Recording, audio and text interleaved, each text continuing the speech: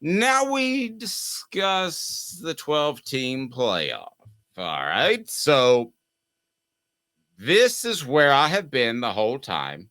Caleb's coming around to me. Tennessee fans should come around as well. The 12-team playoff is the way to go because so many teams would still have so much to play for. Caleb's going to try to convince us that Tennessee can win a championship tomorrow. I keep teasing that. I don't know how, but I look forward to it. A 12-team playoff changes things for everybody. Every team with 2 losses at this point can say you can still win out and get in the playoff, especially teams with 1 loss, obviously. So, Caleb, it will make college football better. You asked the question. I would ask you first to defend the opposite side, and that is, how would it not make it better? Oh, well, okay. So the question I'm asking about today, because we'll have plenty of time to debate the 12 team versus the BCS or the 14 playoff, excuse me. But the question I'm asking about this year is everybody's saying because this year's been wide open, and you agree. Is this one of the most wide open years you've ever covered in college football? It is for me. I mean, Yes. since 2007. So everybody's saying the 12 team playoff would be awesome this year if they moved it up a year.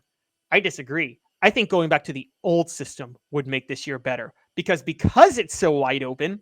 So many teams think they have a shot at a championship, and they're all playing playoff games from October through the end of November. And I don't want to sacrifice that for a couple of 3 hot weeks in December. So while I understand the sentiment to the 12-team playoff, and overall I'm somewhat coming around to you in certain ways, I remember the 2007 season, Dave, when LSU got in with 2 losses to the BCS when it was just 2 teams. That was the most exciting year in the history of college football. It's the greatest season in college football history. There's not a close second, the 2007 season. And this year is going to be like 2007. I wish they just had 2 teams playing for the national title at the end of the year. It would be so much fun because every game would be a playoff game for so many teams from now until the end of November. And you're sacrificing that for a couple of weeks in December. I don't know, but those couple of weeks in December when college football falls off the map are just so bizarre to me. No other sport takes a 3-week break, and really it's more like a 4-week breaks for any games of significance, because you're talking about the playoffs, but also the January 1st bowl games.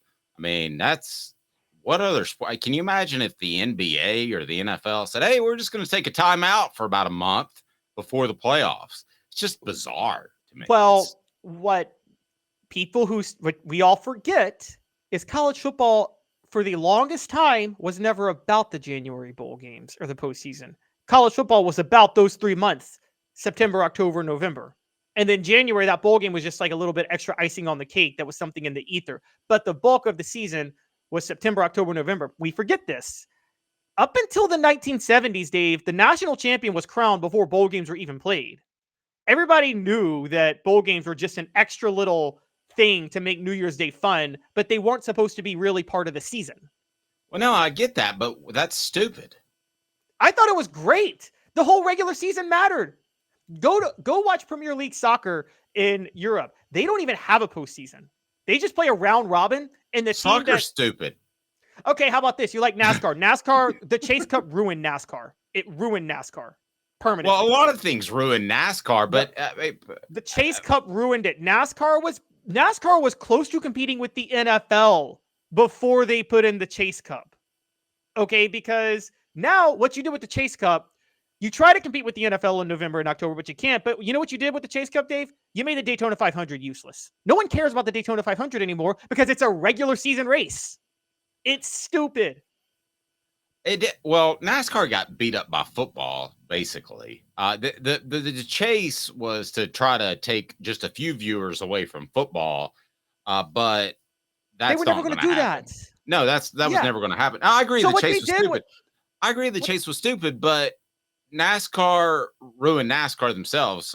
I was just about to say that. That's what you're about. So think about this. Do you think college football is going to compete with the NFL? Because I don't. I wish it would. I love college football personally, but I can tell you guys outside of the South, everybody else, like college football is a significant second to the NFL. And even in parts of the South, you go to Florida or even now parts of Louisiana with the Saints after they became beloved. I mean, the NFL competes somewhat with college football. If college football sacrifices its regular season to try to compete with the NFL in December, which it's not going to do, it could go the same way as NASCAR. Because again, these October to November games are going to be so much fun over the next month and a half because there's only 4 teams, and I wish there were only 2. And I'm telling you, you are in college football and NASCAR actually probably have the most crossover fan bases in a lot of ways, as you probably know, Dave. So it's well, now you shared with me something you read that college football, I think it was based off of Shannon Terry comment or an interview, that he thinks with the trend, college football could be bigger than the NFL, with especially the playoff and the way things are trending right now. That seems like a big leap, okay? But I wouldn't rule it out. I think the college football playoff can be that big, the 12-team playoff. I think it can be so big that college football can truly rival the NFL in terms of viewership. I don't think I'm overstating that. I think in an age of NIL, college football playoff is going to have a massive spike to the sport for about 4 or 5 years. But I think what's going to end up happening, because even you've come to my side on this, it's not going to be March Madness. You're not going to see these like random teams upset the top 5 teams. Alabama's not going to get upset by Boise State on a regular basis. Most of the time, Alabama's winning that game 75-0. And the SEC is going to enjoy it because all the SEC teams are going to be in it. But you know what the theory of the college football playoff is? They think that'll make it more national. Dave, do you think the college football playoff is going to make somebody on the West Coast care more about college football when once their team from the West Coast gets to the playoff, they lose by 70 every time? They're just going to eventually not care about the playoff at that point. Well, but yes, there will be elite programs like Georgia has been now and that Alabama has been recently that are going to be absolutely very difficult to topple. But with the way they have it set up, where those top 4 teams get a bye, I don't think you'll have as many lopsided games. You didn't this past 4-team playoff, did you? Because more money is going to pump into the sport, so more programs are going to have more money to spend, and I think it levels the playing field. I think you're going to see a college football world in which there are going to be a good 6 to 8 teams, if not 10, at the beginning of the year that can realistically win a championship. Whereas now, let me expand. I'm going to say 8 to 10, whereas now I think it's 4 to 6. If I gave you right now or before the season, Caleb, you've got 4 picks and you have to bet your mortgage on these 4 teams win the playoffs and I take the field, I think you'd nail it every year. Wouldn't we say Georgia, Alabama, Ohio State, Michigan? Yeah, but those 4 didn't make it last year. It was just Georgia, Ohio State, and Michigan. Like, there's always one team. I'm not saying make the college football playoff. Oh, just one of those 4 teams. Win it all. Yeah, I would take I agree. I would do the 4 teams. Yes, and that's college football's issue right now. Is it works like kind of the NBA. The NBA has this issue too, where the NBA has even when you were watching in the 80s, has the NBA ever had a point where more than 3 teams were considered contenders in a year for a championship? And that's always somewhat been an issue with college football. It's gotten worse with the playoff, in case you haven't noticed.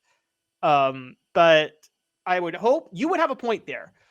It's never going to be on the NFL level, though. The reason the NFL can do an expanded playoff is, let's be honest, Dave, outside of the best team and the 32nd best team, there's so much parity in the NFL. It's insane. I mean, it's by far the most evenly matched league. It's not crazy when a 14-2 team loses to a 6-10 team or something like that. There's not much of a gap between those 2 teams, but there's a huge gap between number 1 in college football and number 10 in college football.